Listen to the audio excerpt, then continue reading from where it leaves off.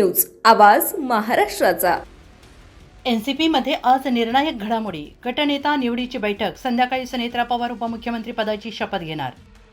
राष्ट्रवादी काँग्रेस पक्षात आज महत्त्वाच्या आणि निर्णायक घडामोडींना वेग आला आहे। आज दुपारी 2 नंतर पक्षाच्या सर्व प्रमुख नेत्यांची महत्त्वाची बैठक आयोजित करण्यात आलेली असून या बैठकीत पक्षाचा गटनेता निश्चित केला जाणार आहे। गटनेता ठरवल्यानंतर आजच संध्याकाळी 5 वाजता अजितदादा पवार यांच्या जागी सुनेत्रा पवार या उपमुख्यमंत्री पदाची शपथ घेणार असल्याची माहिती देण्यात आली आहे।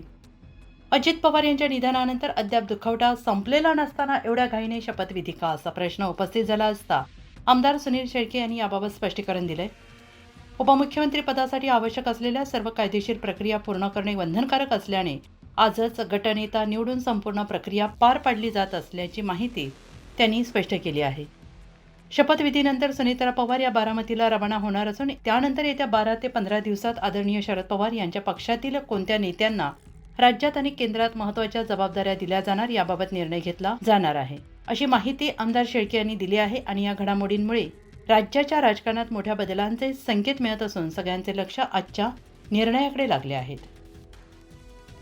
दादांचं अकाली जाणं आज 4था दिवस आहे आणि राष्ट्रवादी काँग्रेस पक्षाचे सर्वच नेते मंडळी असतील, दादांवरती प्रेम करणारे राज्यभरातले सर्वसामान्य कार्यकर्ते असतील, यांच्या देखील मनामध्ये आज खरंच शंका उपस्थित राहिलेली आहे।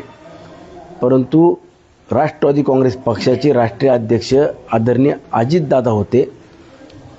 जी घटना राष्ट्रवादी काँग्रेस पक्षाची तयार करण्यात आली त्यातल्या काही तांत्रिक अडचणी ह्या लक्षात आल्यावरती विधिमंडळाचे सुद्धा गटनेते हे अजितदादा होते आणि आज दादांच्या पश्चात ही सगळी जबाबदारी कुणाकडे दिली पाहिजे तर त्यावरती दादांच्या उत्तरार्थी म्हणून सुनेत्रा वहिनींकडे या संपूर्ण जबाबदाऱ्या दिल्या पाहिजे यावरती एकमत झालं आणि अवघ्या 4 दिवसातच लगेच ह्या सगळ्या निर्णयावरती येण्याची वेळ देखील ही टेक्निकली काही कायदेशीर अडचणीतून घेण्याची किंवा लगेच आपल्याला ह्या सगळ्या भूमिका पार पाडण्याची वेळ आलेली आहे।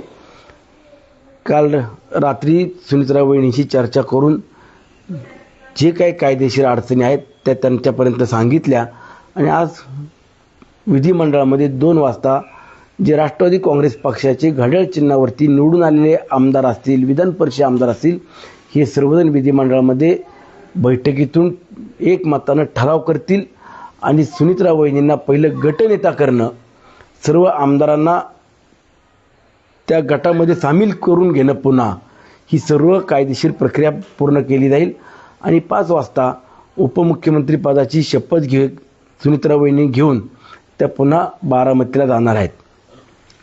पण जी दादांकडं खाती होती त्या खात्यांची जबाबदारी मुख्यमंत्री महोदयांकडे असेल। या सगळ्या तांत्रिक अडचणींमुळे उपमुख्यमंत्री म्हणा किंवा गट स्थापन या 2 प्रक्रिया करणं हे तात्काळ गरजेचं होतं। हे आज पूर्ण केल्यानंतर दोन्ही राष्ट्रवादी काँग्रेस पक्ष एकत्र येणं, मग पवारसाहेबांच्या पक्षातलं कोणाला मंत्रिमंडळात घेतलं पाहिजे, मग राज्यात असेल किंवा केंद्रात असेल, आणि दोन्ही पक्ष एकत्र आल्यावरती संघटनेची जबाबदारी कोणावरती दिली पाहिजे, या सगळ्या चर्चा 12 ते 15 दिवसानंतर केल्या जातील।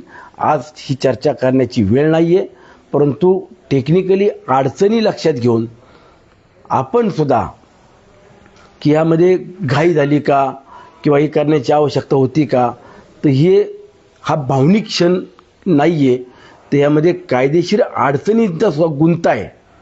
हा जर गुंता सोडवायचा असेल तर सुनेत्रा वहिनींना सुद्धा नाईलाज म्हणून आज मुंबईला यावं लागतंय आणि ह्या प्रक्रिया पूर्ण करून त्या पुन्हा घरी जातील। 12-15 दिवसांनंतर सगळे विधी पार पडल्यावरती पुढचे जे काय असेल तो निर्णय केला जाईल। मात्र अन्न यामध्ये पाहिलं गेलं तर यामध्ये शरदचंद्र पवार साहेब यांना काहीच माहिती नाही। त्यांनी आताच कुठेतरी पत्रकार परिषद घेतली होती, त्यामध्ये राष्ट्रवादी काँग्रेस पक्ष हा अजितदादांच्या पक्षातले आम्ही आमदार आहोत।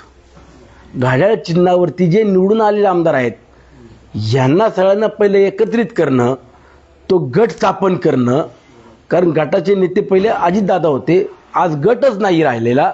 हा गट पहिला स्थापन करणं, सगळ्या आमदारांना कायदेशीर प्रक्रियेमध्ये सामोरे म्हणजे प्रक्रियेत पूर्ण करून घेणं, या सगळ्या जबाबदाऱ्या पहिल्या कराव्या लागत आहेत.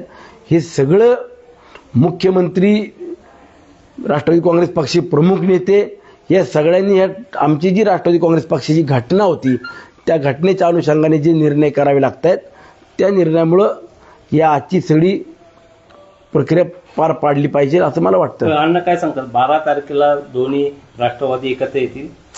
आज त्यावरती चर्चा किंवा भाष्य करणं मला योग्य वाटत नाहीये.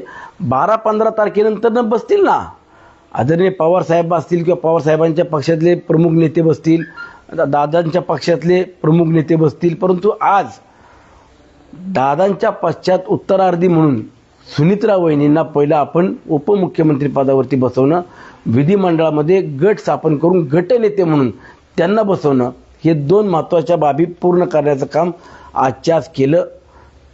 त्यानंतर मग पुढच्या प्रक्रियेमध्ये दोन्ही पक्ष एकत्रित येतील आणि राज्यभरामध्ये, महाराष्ट्रामध्ये राष्ट्रवादी काँग्रेस पक्षाचा विस्तार वाढवतील. अण्णा काय सांगणार, राष्ट्रवादीचं राष्ट्रीय अध्यक्षपद हे पवार परिवारामध्येच यावं असं? त्यामध्ये कुणाच्या मनात शंका आहे? पक्षच पवारांचा आहे आणि त्या पक्षाच्या उत्तरार्धी म्हणून आज आम्ही सुनित्रा वहिनींकडेच पाहतोय. जी काही सूत्र पक्षाची किंवा सरकार म्हणून कुणाच्या हातात दिली पाहिजे तर ती सुनित्रा वहिनीच्या हातात दिली पाहिजे, या मतावरती आम्ही सर्वजण ठाम आहोत. त्यामुळं कुणी मनामध्ये अशा शंका आणायचं कारण नाही. कोण इच्छुक असो नसो, परंतु आम्हाला एवढंच माहिती हा पवारांचा पक्ष आहे, पवारांच्या मागे उभं राहायचं, या पलीकडे दुसरं आम्हाला काय माहिती नाही. इच्छुक त्या ठिकाणी प्रफुल्ल पटेल लॉबिंग जे आहे ते सुरू व्हायला असं नाहीये. हे बघा, तुम्हाला सांगतो, आज काय सुनित्रा वहिनींनी सगळं बघायचं का? मग त्यांच्यासोबत जे प्रमुख पक्षातले नेते मंडळ आहेत त्यांनी कायदेशीर बाबी बघून कशा पद्धतीने पुढे गेलं पाहिजे, पहिलं कायदेशीर प्रक्रिया पूर्ण करू द्या. त्यानंतरनं 12-15 दिवसानंतर पक्ष पुढले दोन्ही एकत्र आल्यानंतर काय निर्णय घ्यायचे ते घेतील.